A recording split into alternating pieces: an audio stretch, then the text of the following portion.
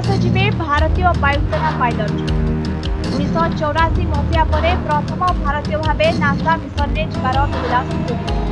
पिला दिनरू प्रथम भारतीय महाकाशचारी ना से होती राकेश शर्मा। अमेरिकार नासा सह एक मिशन में से 1984 मसीह महाकाश को यात्रा कर तेबे यहाँ परे भारत तरफ अनेक मिशन लॉन्च करा जायतिले मध्य एजे कोनोसी म्यान स्पेस मिशन लॉन्च करा जाय नहीं।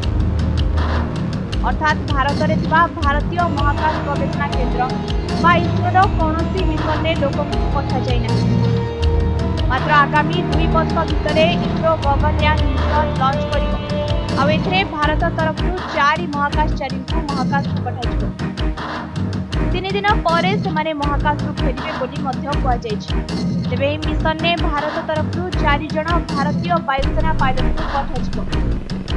तेबे गगनयान मिशन ने महाकाश को जीवाकुवा शुभ्रांशु शुक्ला को एबे आउ एक बड़ सुଯୋଗ मिलिछि। सूचना मुताबक से नासा तरफ हेबाकु थिबा आक्सियो मिशन 4 रे महाकाश को जिवे।